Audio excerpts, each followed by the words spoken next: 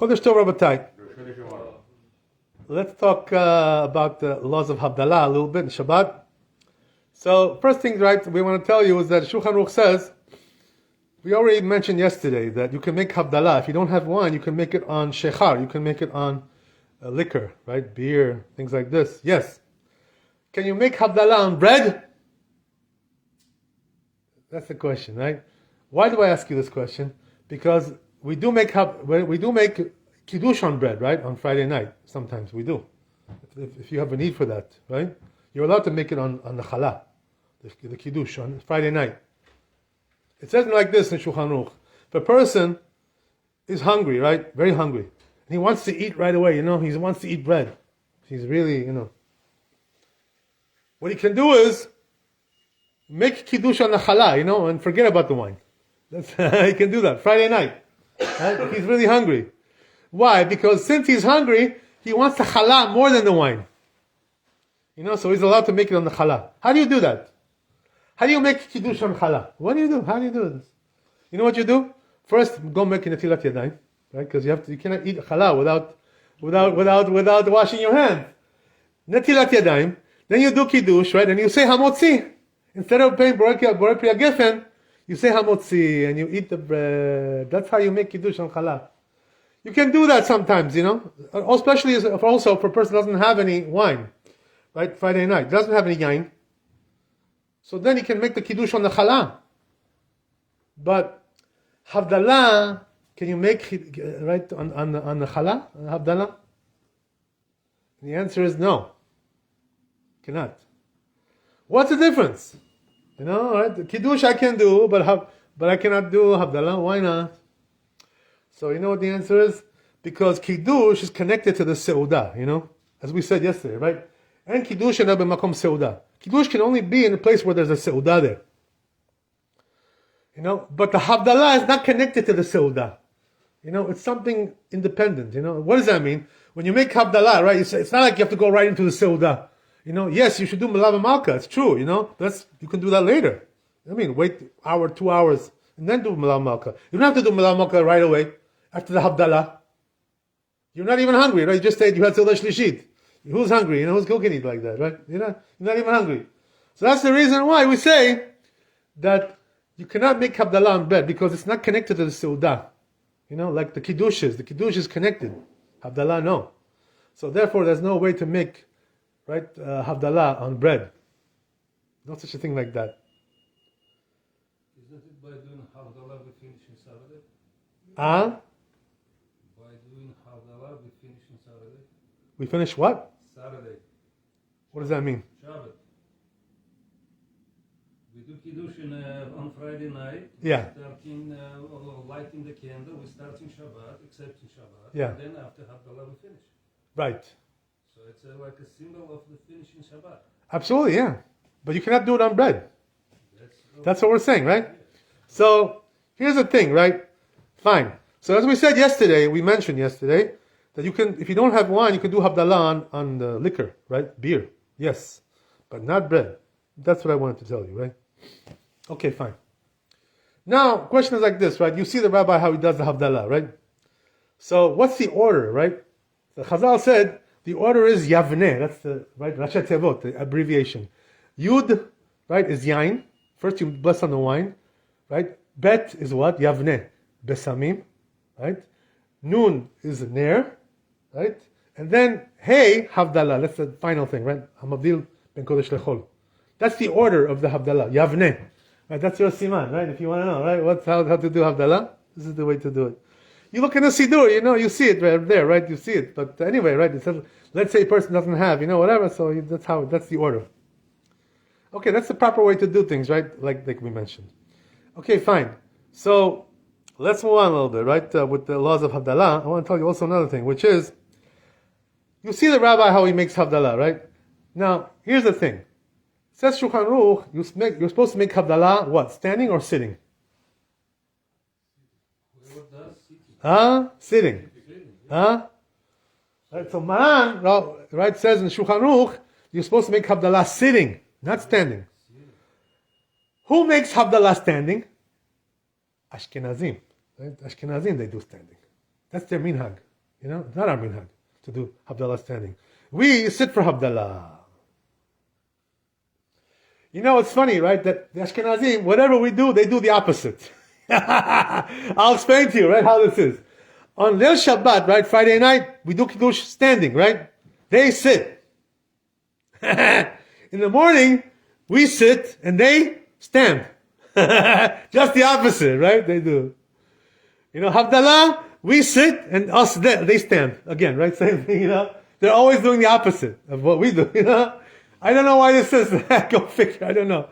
But anyway, also according to Kabbalah, the Mekubalim say, according to Kabbalah, you should make the Havdalah sitting also. You should sit for the Havdalah. Is there a reason why? What, according to Kabbalah? You know what it is? We don't understand, the Kabbalah. We don't have, we cannot get into these reasons, for the Kabbalah. We have to go on very deep into these things, But just one thing I can tell you, that according to Kabbalah, we have to sit, one time, a friend of mine asked me a question like this question you were asking, which is, similar question, a very interesting question. You know what he asked me? He's a rabbi here in Queens. He's known, people know him. So he's very well known. So he asked me, he says, Rabbi, I have a question for you. Why is it that in some parts of the tefillah, we stand, in some parts of the tefillah, we sit? Why is this? What's the reason for that? You know how it is, right? Baruch Shamar, we stand, right? Psukei de Zimra, we sit. Ishtabach, we sit, The Ashkenazim, they stand, I think, if I'm not mistaken. They stand. But we sit for Ishtabach. We don't stand for Ishtabach. Aleinu, yes, everybody stands for Aleinu. But Aleinu, is something like in the end, it's not really the main part of the tefillah. You know what I mean? So there are, some places where we have to stand, and this according to Kabbalah also, these things. So, I didn't really have an answer for him, when he asked me this, I was like, I don't know. That's the way it is, That's the way it is. That's what I told him. But then, I saw in the Zohar Kadosh, I was reading Zohar, and I saw over there, he brings reasons, why we sit for certain things and we stand for certain things. So you know why this is? Because it has to do with the olamot, the worlds that this prayer is in. Which olam? Which world is it in, So there are some olamot, in the Shamayim, that when you say prayer, it goes in that olam. So there you have to stand, It's also because it's female and male, Some of them are female prayers, some of them are male prayers, So it depends on this. Sometimes you have to stand, sometimes you have to sit. These are very deep things, We don't understand so good these things, But we know one thing. Whatever they say, we do. That's all we know, We don't do chachmot when it comes to these kinds of things. That's our minhag, Especially us, like with the Sfaradim. In the tefillah, usually we go like the Kabbalah, in the tefillah. Usually we do like the Kabbalah. So whatever the Kabbalah says, we do, in general, that's the way it is, So that's what we do. We, for Havdalah, we sit. That's according to Kabbalah. That's the way it's supposed to be. That's. So who's supposed to sit? The one who's making the Havdalah, also the one who's hearing the Havdalah. Everybody has to sit for the Havdalah. That's the way it is, That's one thing. Ashkenazim, they stand. That's a different thing, right? Different minhag. They, by the way, the Ashkenazim, they don't do according to Kabbalah everything, Mostly they don't do like Kabbalah, They do like the Talmud, the Pshat, regular, They don't do like Kabbalah many things.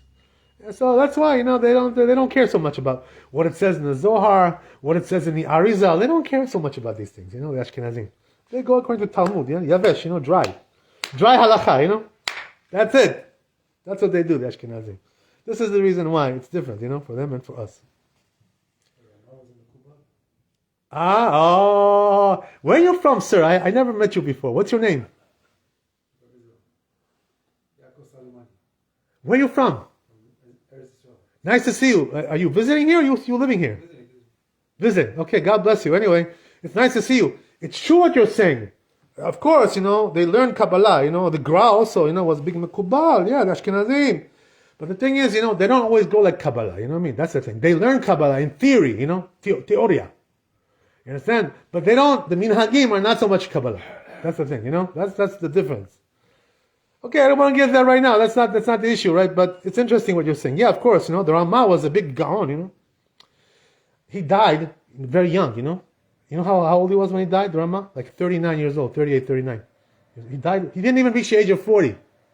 But he was a big genius, big gaon, he learned everything, He was everywhere. Baki, and everything. He was a big chacham. Also the Arizal, he was also Ashkenazi. He died age of 39. How much Kabbalah did he learn? More than everybody else, right? Incredible, He was also Ashkenazi. Right? What's his name? Rabbi Yitzchak Luri Ashkenazi. That's his name. It says Ashkenazi in his name. His mother was Sephardi, but we go like the father. Right? That's the way it is, right? Okay, whatever. Anyway, right? Let's move on a little bit. I want to tell you a little bit more. So there's also another thing, which is the question: are women obligated in Havdala or not? Can they make Havdala? The women. So according to Maran Shulchan Aruch, women can make Havdala. So let's say, right, the husband, whatever, he came late or he went somewhere, he's out of town, whatever. She can make Havdalah for herself. There's no problem with that. A woman can make Havdalah, according to Maran. But I hear also Ashkenazim, right? They're just the opposite, They say, no, women don't make Havdalah, right? Wait for your husband to come, let him do it. Why? Because they go according to the opinion, they're choshesh, they're concerned about the opinion that says women cannot make Havdalah. So what's the basis of this machloket? What's the basis, right? What's the fundamental yesod of this halakha? According to the Ashkenazim, right? I'll explain to you. Let me say it nicely, in a nice way. The rule is like this, when it comes to the laws of Shabbat, right? Kiddush, for instance, right? Are women obligated in Kiddush? They are, but it's mitzvah taseh shazman grama, right? It's a positive, time-bound commandment. They shouldn't be. But when it comes to Shabbat, right, they're obligated, even in something which is mitzvah taseh shazman grama, something which is time-bound, right, positive mitzvah. They're obligated in Shabbat. But Havdalah, also same thing, right? Should be the same thing. That's why Maran says that women have to make Havdalah also. But Ashkenazim, they're choshesh, they're concerned about this, that maybe Havdalah is not really from Shabbat, because Shabbat is already over, it's finished already. So maybe Havdalah is not really part of Shabbat. This is the reason why they say, women shouldn't make Havdalah. So when it comes to them, right, what they do, the Ashkenazim, they wait for the husband to come, and let him do it. But we, if a woman has to do it, she can do it by herself, and also the husband can do it for her. So what does that mean? Let's say the husband heard the Havdalah in the shul, right? Rabbi made. He can go and make Havdalah also for his wife, even though he was already Yotzei Dechovah. He fulfills the obligation. But now, fulfill the obligation of his wife. Why? According to Maran, women are obligated in Havdalah, so you can make it for her too. And drink the wine. Everything. Even though you already Yotzei Dechovah, the rabbi made. And so that's the thing, So that's a different custom here with Ashkenazim and Sfaradim. Two different things, right? One more thing I'll tell you and we stop. The other interesting thing is like this, sometimes what happens is, right, in the shul, rabbi makes Havdalah. So the question is, right, a person who's going home to make Havdalah also himself. I'm assuming that most of you, that you do this, right, in your family. You go home and you also make Havdalah in your family. But there are some people, here, I don't want to mention any names, who are single. And maybe they don't. Maybe they're just, Yotzei Dechovah with the rabbi. Why go home and do it again? For what? What's the reason for that? Unless you think you're better, your Havdalah is better than the rabbis. I don't know. If you think like that, I don't know. But probably most people, right, they do make Havdalah at home. But here's the thing, right? Let's say the whole family was in shul, and the rabbi, they made Havdalah. Everybody heard. So now you go home, right? And who are you making it for now? Everybody heard the Havdalah in the shul already. So the question is, can you make Havdalah at home or should you not? What do you do? Case like this, right? So says the Shulchan Aruch Maran, he says it really depends on what? What was your kavanah, right? What was your intention? In other words, when you were in shul, were you tending to be Yotzei Dechovah from the rabbi or not? What was your intention? What was your intention there? If your intention was to be Yotzei Dechovah, so you cannot go and make it again at home. You're not allowed to, unless there's somebody there who wasn't in the shul, right? You're making it for him, for her, as we said, right? That's something else.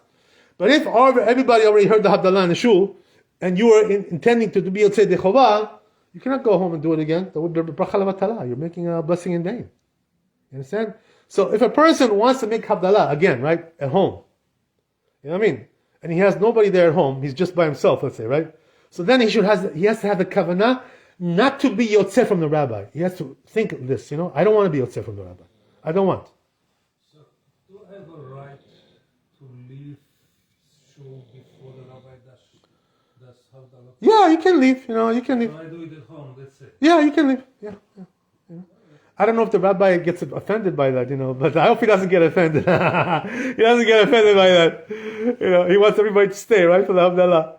But anyway, right, the point is, you have to, right, it goes according to your intention. If your intention was to be Yotzei Dechovah over here, so then if you're going home and you're alone, don't do it again at home, for what? For who? For the angels? For the malachim? Who are you doing it for? If you have somebody else there, okay, you can make it for him. That's something else, right? So, but if your intention, right, but if you don't want to be Yotzei Dechovah from the rabbi, you should have intention not to be Yotzei Dechovah, and this way you can go home, right, and do whatever you want, right? Baruch Adonai Leolam, Amen ve'amen. Rabbi Hanania ben Kashomer, ואתה הקדוש ברוך הוא לזכות ישראל, לפיך הכי בא להם תורה ומצוות, שנאמר אדוני חפץ, למען צדקו יגדיל תורה וידיר.